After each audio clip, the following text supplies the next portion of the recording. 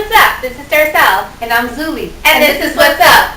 Today we have a fun-packed show. We're doing something a little different today. We've got a special guest star coming up. We also have celebrity gossip. And my favorite part of the show, we all know this, our see it or skip it portion of the show, and stay tuned. Hi, we're back with Armand Kennard, a brilliant actor, writer, and director. We met a little while back while I was auditioning for him for a role for one of his films. And he's graciously agreed to come and speak with us today. Welcome, Armand. Pleasure to be here. So tell me, are there any actors that inspire you? Denzel Washington, definitely. Robert De Niro, Al Pacino, Don Johnson. Those are the ones that come to mind. And how do you find the business is different today than, say, the day of Garbo or Marilyn Monroe? Well, it's a lot less glamorous, that's for sure. And you can promote yourself more. You have more control over your opportunities because there's the internet. Yeah. So yeah, you definitely have to take advantage of that. Nowadays, it's make a sex tape. Get your own TV show. Kim? These are the things we're doing wrong. We're going to team up. I'm just kidding. Well, hey. The window of opportunity is narrow, but it's still wide thanks to the internet. So take advantage of it, actors. I mean, it has been good for some people, say like Justin Bieber, you know, and even this porn star. There's a porn star. I can't think of her name right now, and she's not doing porn anymore though. She's singing, which I think that's great. That she's gone from, you know, one thing to another. That's even better, and she's doing better than Justin Bieber on YouTube right now. Singing. So I think that's awesome. Also, now you have two films that I want to talk about. One film is And Let God Do the Rest, and the other, Book of Sultry. Yes, And Let God Do the Rest is the very first thing that I wrote that's been produced. I actually co-wrote it with Byron Vasquez Jr. Okay. And it's a short film, 17 minutes, available on YouTube, funny enough. And then the Book of Sultry is not on YouTube, it's on Vimeo.com, and it's a little more intense because there's partial nudity, because it is a sensual poetry series. All right, 13 episodes. In each episode, you hear my sensual poems with arousing images to match. Oh, okay. And so also now we're going to show a movie clip. Can you set it up for us? Yeah, this clip is from the Book of Sultry, speaking of which. It's episode 8. It's the opening scene. And in this scene, my love interest is complaining about her weight, which a lot of women do, even when they don't need to. And that's what this clip is about. Okay. No me contestaste. Escribiendo una poema sobre una mujer. No, no sobre eso. Acerca de mi sobrepeso. No me toques. Tú mereces algo mejor que esto.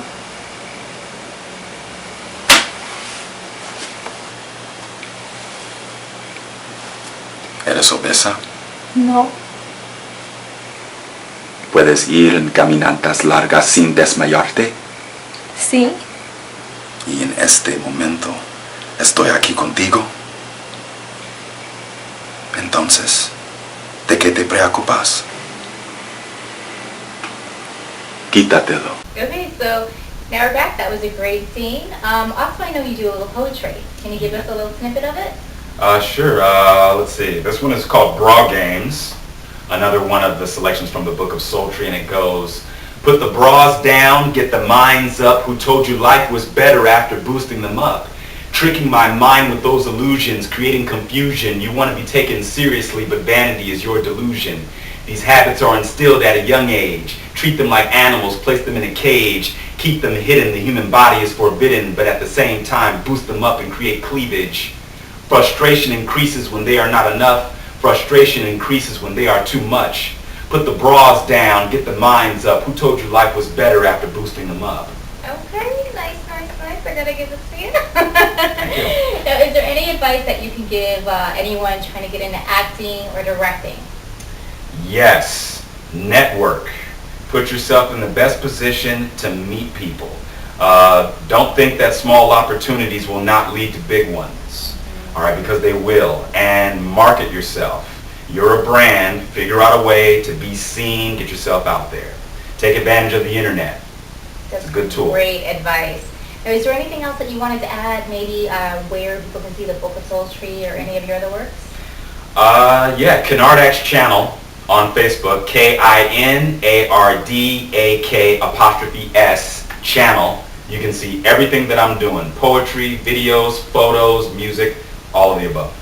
That's awesome. Great. Well, thank you so much for joining us. When we return, we'll be talking beauty tips. 2 beauty secrets I'm going to share today. One is the Pore Professional. Second is Urban Decay Eyeshadow Primer. First of all, the Pore Professional is great if you have enlarged pores. Also, you can put them on the oily parts of your skin, and it helps to minimize that while you put your makeup on top of that. Also, with the eyeshadow primer, you can actually put that on and not even put on like an eyeshadow after it. It looks really great even without an eyeshadow. Both of these products are each about $30, and you can get them both at Sephora. And the eyeshadow primer is from Urban Decay, and again, the Pore Professional is from Benefit.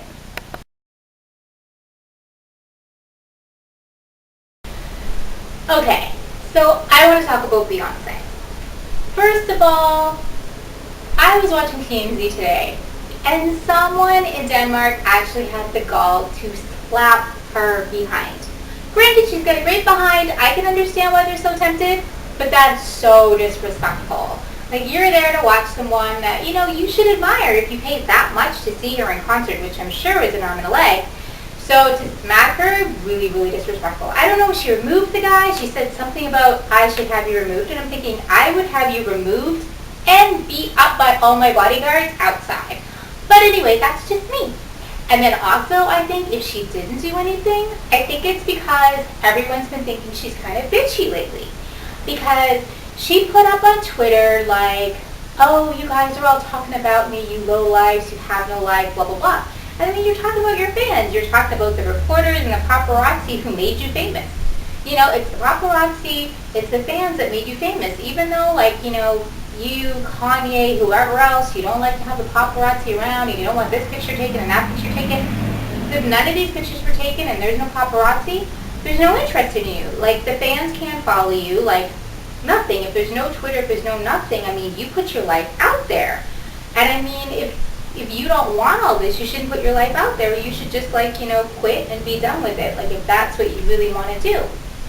And then I think she didn't really do much with the fan because people think she was kind of bitchy from that. So that's just my opinion. Also, Vin Diesel. Now, I also heard something about Vin Diesel saying something about he wasn't getting the roles that he wanted because of how big he was. He was just in Fast and the Furious with The Rock, who was like massive. The Rock is in a different movie every week. So Vin Diesel, you're not in a movie every week like The Rock, not because you're not huge or you are huge, but because you can't act. That's all it is.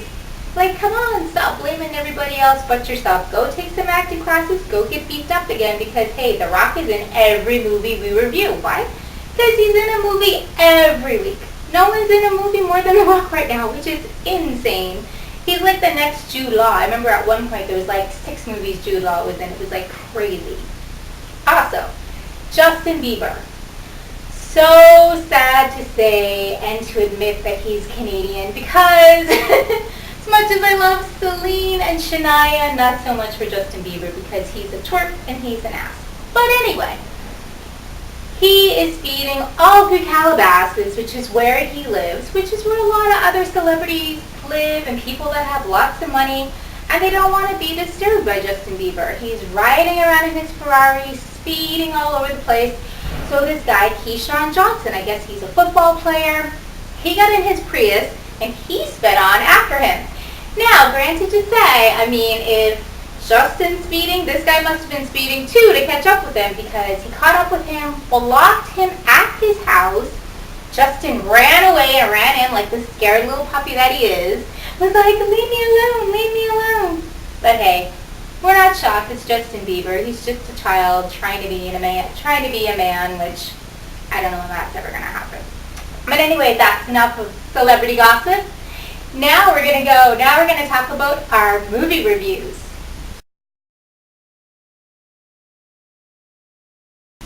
And now for the see it or skip it portion of our show. We saw Fast and the Furious with Vin Diesel, Paul Walker, Dwayne Johnson once again, Michelle Rodriguez. And we also saw Star Trek with Chris Pine and Zoe Saldana. So, Fast and Furious 6. I have a guilty pleasure for these movies, and usually not my typical kind of movie that I like to watch, but guilty pleasure for I me. know, I was surprised she dragged me out to Fast and the Furious, because I'm always dragging her to these types of movies and she's falling asleep, which she did. I was like, you're awake, No, right? I was tired. I had worked a long day. She was tired. But it was over the top, more than any other Fast and Furious movie I've ever watched. Very unbelievable. Like, when I mentioned that time about that guy that was the worst actor ever in that movie. Yes, the RZA. Yes, RZA. Worst actor I've ever seen. Worse than Kim Kardashian. These people give him a run for the money, though. This movie was the most unbelievable movie I've ever seen. I liked it because I love action flicks. I liked it. I don't ask for much. I mean, give me a little action. But the most unbelievable scene I've ever seen in a movie, ever, was when, Vin Diesel jumps from a car in midair, catches Michelle Rodriguez, and lands on another car. I mean, this is from bridge to bridge. Over water. Seriously? Yeah, I mean... Star Trek was more believable. And that's a stretch. Well, I did like it, but it wasn't my favorite out of all the Fast and Furious movies. I think Fast and Furious 5 or Fast 5 was probably my favorite one. That was the most entertaining. I never saw Fast 5. I'm not sure if I saw That Fast one was 4. good. I knew I saw 1 and I knew I saw 2 Yeah. and I knew I saw a Tokyo Drift thing and something at the end happened and then she was like, oh, that goes in front of the other movie, and I'm so confused, but I'm going to take her word for it, and you guys have to see it so you know what we're talking about at the very Well, end. I think everybody knows that Tokyo Drift is probably the last movie. Yeah, because then they're in Tokyo Drift, but you said something about it was supposed to be the movie before. The order is not in order. Is what Yeah, not all the it's movies are in weird. order, but Tokyo Drift is I think definitely the last movie or something like that. But I say if you've already seen all the Fast and Furious movies, go see it. If you're not into this kind of movie and it's not a guilty pleasure for you, definitely skip it. All in all, entertaining. So I say see it. What do you think? I definitely. What do you think? Star Trek. So Star Trek, she was a little sleepy from the first movie. I knocked out. I just because I was very tired, not because the movie was. So I really watched bad. Star Trek on my own. It was actually a really good movie. Not as far-fetched as Fast and the Furious 6, but very entertaining. It was action-packed all the way through. I don't even think she would have fell asleep during it. It had a lot of action. I mean, in the very beginning, though, like, it was almost like an Avatar scene, and I was like, oh my gosh, what am I watching? What am I watching? But a friend of mine told me he really liked it, and we used to always go see movies together, and we had the same taste in movies. So I was like, well, if he really liked it, and he's telling me it's like the best movie going, I'm like, all right, I'm going to try it. And I did really like it. I'm glad I stayed. It was very entertaining. I definitely say see it. And I wish I would have seen it. Maybe another time. Maybe when it comes out on DVD. Maybe. But probably better to see it in the movie theater. But yeah, very, very good. So thank you. That's the end of our show. Please, subscribe at the end of the show when you watch it, and please like us. Also, please go to Hey What's Up with dnz@gmail.com to leave any comments in our mailbox. And Thank you for watching the show. we'll see you next time. Bye. Bye.